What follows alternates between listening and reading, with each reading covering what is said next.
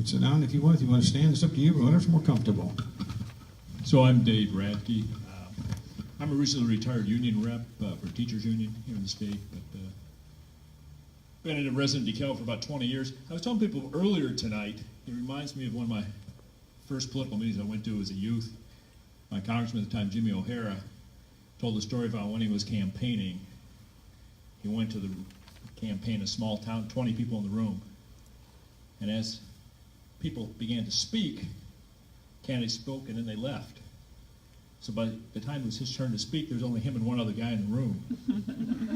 So he got up and he gave his little speech and said, "Brother, I want to thank you for sticking around." And the guy said, "Don't thank me, I'm the next candidate." So unfortunately, I know most of you in the room, but I'm running for a difficult position, county board, local office. We don't have a lot of taxing authority in the county board. It's basically trying to take what limited resources you have and trying to figure out how to spend them. The powers of taxation we have with sales tax, property tax, are pretty regressive taxes for working people. And so part of what we have to do, I think, from a local level, is advocate that people like our state rep, who's going to be our next state rep, is sitting right in front of me. We send people like that, we've got to advocate for them, to put the pressure on them to say, look, you've got to get the state to do their job, to send the resources back to us so we can provide the essential services our citizens need. There's a whole series of issues out there. I see one of the roles, my job, is to try to raise expectations of our citizens. I think we need to seriously reignite the conversation of bringing Metro out to this area, because mass transit is something that this community desperately needs. I think we've got to look at the solar policies and the wind energy policies, renewable energy, which is essential for the environment and for our community, but we've got to look at it in a way which says, how does it benefit the most people rather than a few individuals? How are we going to benefit everyone in the community with those kinds of programs? So I don't have all the answers, but for example, on solar, is there a way we can decentralize solar rather than taking 25 or 30 acres of farmland and turn it into a giant mirror in a field? Is there some way we can do to assist citizens in putting solar decentralized on top of their own homes and buildings? You know, over in Rochelle, the publicly owned power company, I don't know if you guys know this, in Rochelle, the city of Rochelle owns its power. The citizens of Rochelle are the owners of the electrical power generation. They're putting solar panels on top of the factories and the warehouses that they're inviting to come out to the community to help generate, to keep their rates low, which also is one reason they attract industry to their areas, because they have low energy rates, right? We need to be thinking in terms of public investment rather than simply the standard practice we've had, which seems to be we give welfare to corporations, right, who don't need it. I remember I was at a board meeting a couple years ago and watched as the county board passed a tax break for Monsanto and Waterman for their facility there. Number one, Monsanto didn't need the tax break, and number two, the argument kind of fell flat on my ears as a citizen listening that Monsanto might move to Michigan or somewhere else if we didn't give them a tax break. It's like, no, they're here because we got corn, guys. I mean, that's why they're here, right? But again, I think we need to have more of a focus on the on public investment and trying to figure out. And again, I don't have the answers on this, but how do we generate revenue in more innovative ways? So that's kind of all I got to offer for you tonight. One interesting tidbit I love to tweak you all with is I am one of the few socialists that's running for office this year in DeKalb County. So if you support socialism in one county, please give me your vote, District 8. Thanks. David, before you go, yes, go ahead and give me around. You talk about Metro. Yeah. The economic cost of bringing Metro out here. It's having been, for those of you that have been in this community for any length of time will know it's been a challenge. It's a challenge for the existing customers of Metro also, because the way Metro is currently funded, it's dependent very heavily on local taxation in those counties which are part of Metro. So when I use the term raising expectations, what I'm also saying is we need to demand that our elected representatives at a higher level who have real taxing power at the state and federal level, that if they're serious about mass transit, for us in this community, a way to do that is to help to fund Metro, rather than throwing it back on the local community saying it's your responsibility. I understand exactly what you're saying about the cost to the county of county Right, it is. residents It to will provide the be, infrastructure. it will be a countywide process. In Metro, when you come to a market area, it becomes a countywide investment. And it's not just one locale. So if they were to bring something out to DeKalb, they'd also have to service Sandwich, Genoa, everything within the county. And that becomes Well, it depends on where the lines are at. correct. So, I mean, at this point, there aren't any lines that I'm aware of. I mean, the line here is a natural line extension from, currently from Kane County coming straight west. It's a little bit more complicated figuring out how to bring rail into the northern part of DeKalb County without existing rail lines. I know we've talked to Amtrak before, running it through Genoa because of the line that runs in that direction. Right. But yeah, but again, I think part of it is, when I say expectations, we need to organize our citizens to talk about how do we bring Metro, and then organize them around progressive solutions on how to fund it. Right now, I think it would be pretty difficult simply to go to the citizens and say the county should bear the entire cost of trying to bring Metro out here. Again, mass transit, though, from both an environmental and an economic standpoint, makes a lot of sense, and we need to organize and push our elected leadership at every level. You're county board level here. You're talking problems that we can do certain things, but a lot of stuff that's beyond our reach, which is why we have to organize beyond simply DeKalb County. Thank you, David. Appreciate it.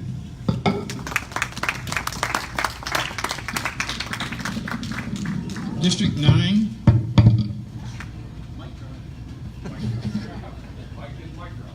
I didn't do the mic, but it's all right. Yeah, it's quite all right. Hello. Wow, good mic. Thank Jim, you. Oh, no, you're talking about me. I'm sorry. Go ahead. Jim Luebke, I'm the representative from District 9 right now, and running again. I've been a resident of the county for 30 years now, and been down to DeKalb most of that time, and most of that time been a resident of District 9. Right now I work in District 9 in a small company out towards Peace Road, and been spending a lot of time out knocking doors and talking to people lately and on the phone. We've got a busy election season, and luckily there are a lot of people engaged. You just have to go to where they are. That's probably part why we've got low attendance here tonight. You're going to get only so many people come out in the evening like this. So I've been on county board since 2014, and like Dave said, there's not a lot you can do with 10% of your property taxes with the county board when the majority of what we've done over these past few years is hold the line. We've done a good job of minimizing what we take our reserves and keeping our credit rating looking good so that when we do get economic recovery coming full speed, we can take advantage of that. If we were in worse position, it'd be harder. Keeping our services going. We've seen what happens when you decide you don't want to sign a budget and services get cut, and then you've got to come back from nothing or below nothing. So we've done a good job of holding line, keeping services going that people depend on in the county. It's not glamorous, like Dave said. Yeah, it's county board. It's a lot of routine stuff.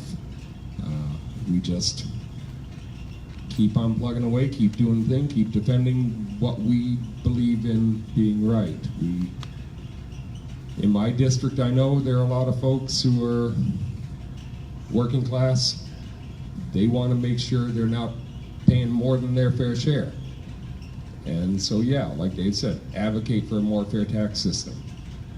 I've got a lot of folks in my district who are in the immigrant community, and I know they can be worried and afraid sometimes for what's good cause to them. I just have to judge by how they are and say that, okay, then we need to watch out for them. In this county, they all feel safe to be able to call the police and say, I've got a problem, and not worry about being hauled off to some detention center somewhere. So I guess that's a big hunk of why I'm running on the county board here this time, is to keep doing the good work, keep fighting for the people that I know need to be defended. Jim, a lot of people are questioning the county board itself. What is the county board? A lot of people, and I think that's a common misconception of what the county board does.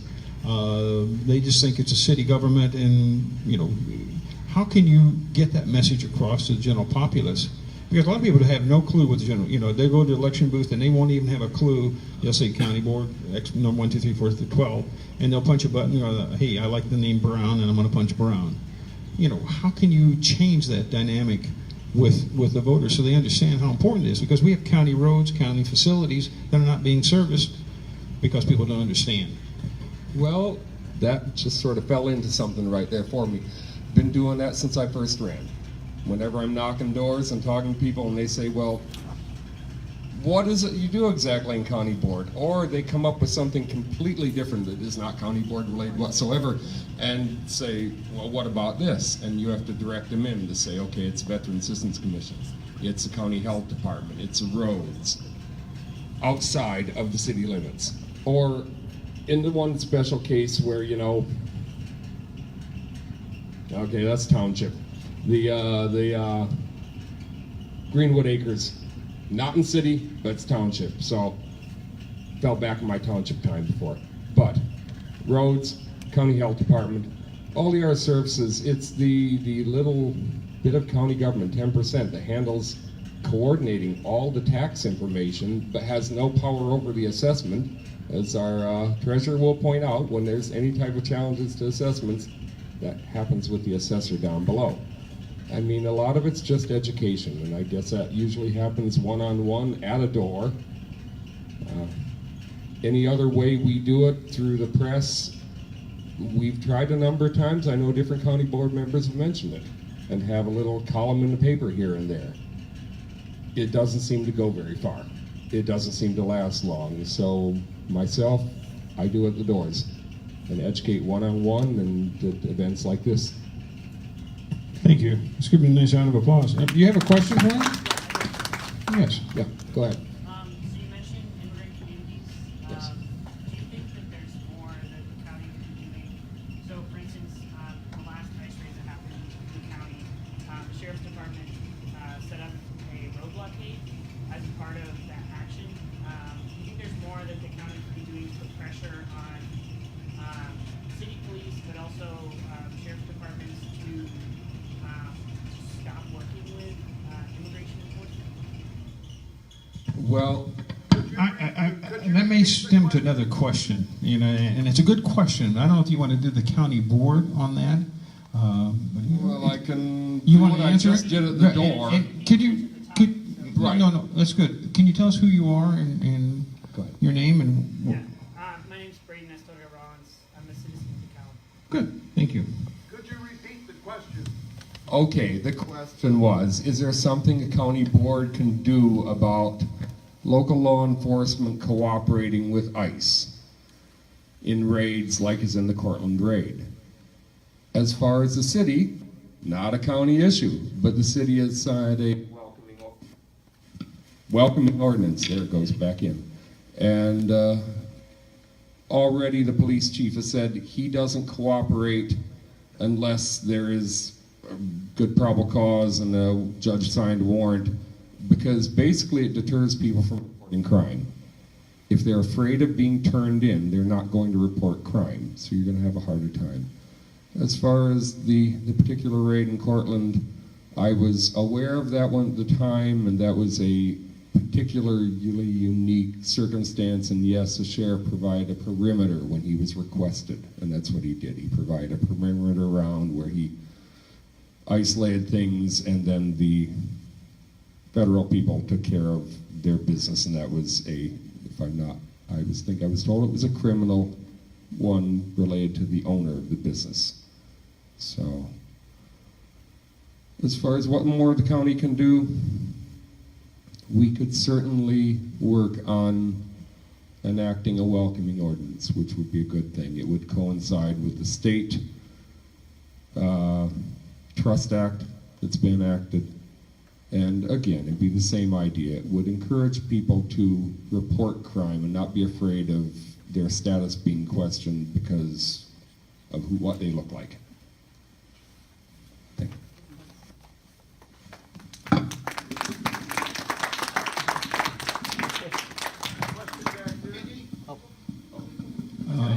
was going to ask you another question. Can we ask questions? Mark. Okay. Show Mark. Sure. You introduce yourself to the audience, please. My name is Mark. Question for you regarding the mega dump. You know I love that subject. Recently, the mega dump, and you were on the county board at the time, I believe majority of the county board voted in favor of collecting more refuse for the mega dump.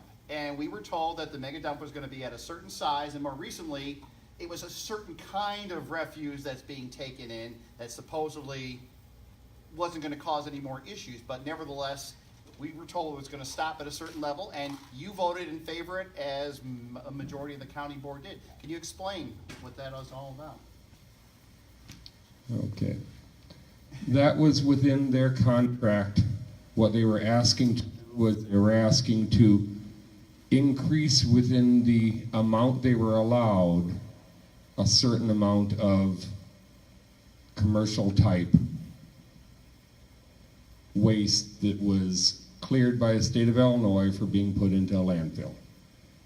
And did also help pay for jail expansion, which wouldn't put that cost in the backs of our residents.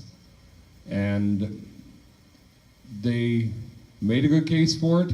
We pushed back on them. I know Steve Reed was especially fervent about this, making sure that we knew exactly what was going in there. And now with the decrease from the revenue from DeKalb, and probably the decrease in waste, since that's not going there anymore since we changed our waste hauler in DeKalb, it probably is overall a little less than would have been scheduled originally. So. And the big issue, I don't know if you've attended any of the wind farm sessions. Majority of the people that are at those wind farm sessions are obviously against the wind farm. How are you planning on voting on that, since you will be voting on that, since you're on the board right now? Yes. How will you be voting, in favor or against it? Majority of the public is against it that attended the wind farm session, so will you be voting with constituents, or will you be voting for the You're wind farm? absolutely wrong about that. The majority of people attending are in favor of the ordinance. Are they in favor of the wind farms themselves? No, they're in favor of the ordinances. We're- Okay. So let's make sure he knows what the. Our state's attorney, former state's attorney, is right. We're voting on ordinance. We're not voting on an issue of wind farms, just vague, fuzzy, and just in general. There's an ordinance. There's an ordinance, and Steve Favor, he's a very good businessman and farmer, and has some scientific background in there too. And he's been very careful. They've been monitoring exactly what the public is concerned about and attempting to address concerns. And I would vote for any reasonable ordinance comes out that addresses public concerns, but also leaves the possibility to expand that type of business into the county and increase tax revenue. It only makes sense. Okay, we're going to move on this because we don't want to pick on Jim the whole time here. And we will be available afterwards. I'm going to ask the candidates to be available. And again, we do. This is informative. We want people out there. Voting patterns and voting habits I don't want to get into because it's something. It's a learning process. We want to find out what's going on, but we want to see the whole picture. Mike, we did miss a candidate who came in like District 3. District 3.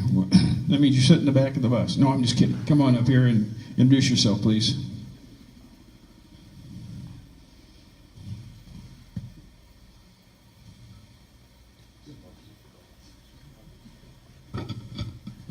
Good evening. Tim Bagby from District 3. Is this my 5 minutes that I'm supposed to have? Yep, you're going to get elevator speech. This is my second tour of duty on the DeKalb County Board. I was on the DeKalb County Board between 1988 and 1992. Things were a lot cheaper back then than they are now, but we're a much larger county than we were then. We were a county of about 74,000 people, and now we're upwards of 110,000 people, and so with more people and more population come more difficult and diverse issues. Very pleased to be in Sycamore. When I was on the board earlier, I represented District 7. Do I have somebody from District 7 here tonight? Nobody from District 7, okay. Which at that time, it was 1988, it was a little bit more of a Republican county back then. I'd say we're probably a purple county now, and I'm in one of the more purple districts in the county. So I'm happy to serve. After seeing Jim take the slings and arrows for the tough issues, I hope that when the question period comes, I get the easy ones. I also happen to be chair of the local Republican Party, so we're colleagues in one sense and bitter enemies in the other. No, we're not bitter enemies. Whenever anything comes up, he's very good to me. He gives me a heads up if something's coming down the pike. I give him a heads up. We respect each other quite a bit as board members and as human beings. In terms of my general outlook, right now I'm chair of the Economic Development Committee, and from my perspective, the important people in any economic enterprise are the people who are doing the work for whoever that employer is, and the employer. Ribbon cuttings are fine, but that's not the important thing. The important thing is having investment in good jobs for people to be able to raise their families, and having the proper business environment so that the businesses can thrive. And I think that partnership between worker and employee is an important one. I myself am an anomaly. I am a chair of a Republican Party organization. I am a card-carrying member of the Cook County Community College Teachers Union. Now, I don't actually teach line schedule classes, but that's the union that I'm in, and I'm a proud union member and a Republican.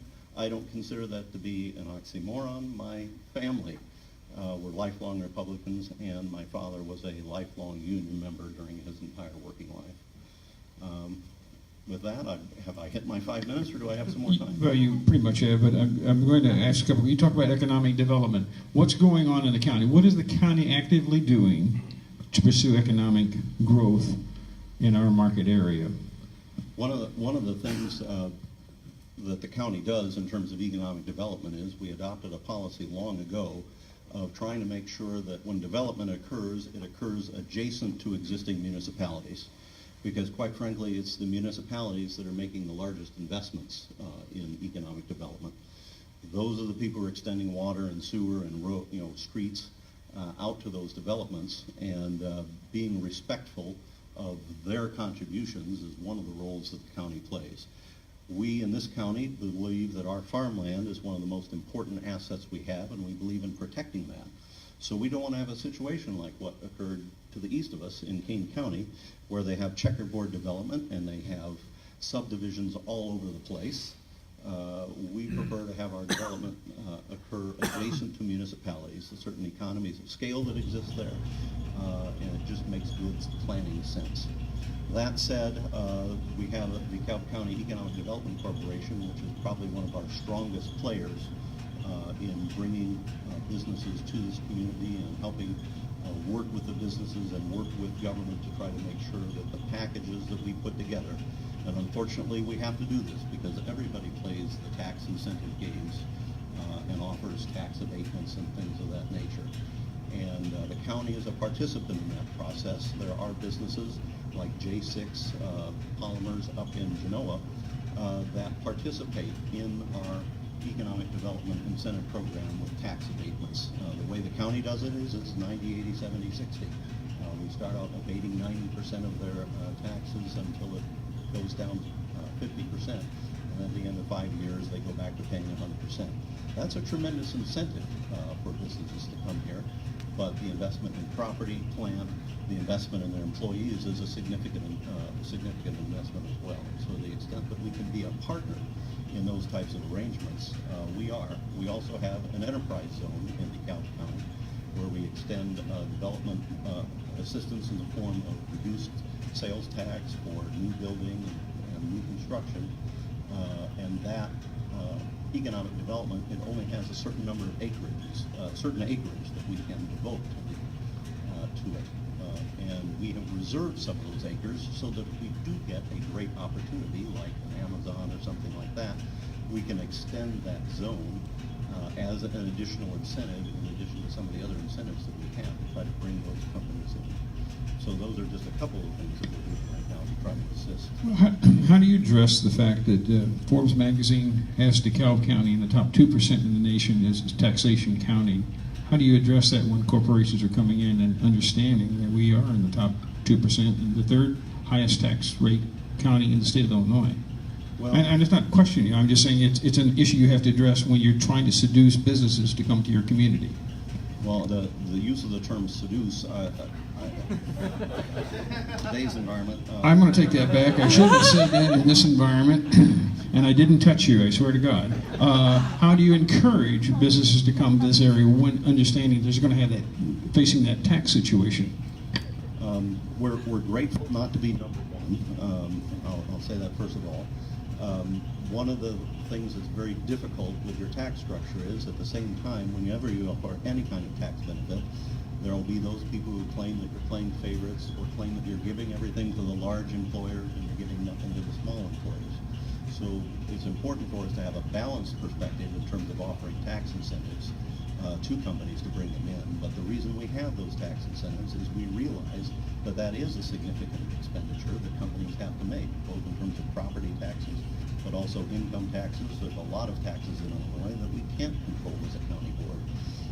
And I'd love to see some of those things addressed. But as just a lowly county board member, we don't have the ability to fix every problem that we might have in terms of being able to offer all the possible incentives that somebody could have. But to the extent that we can, we want to be full participants in that process of putting together packages that are attractive to companies and make them want to locate here and employ people here. The important thing, though, that we also do is we put in job tiers. We want to make sure that companies are creating jobs. Monies that we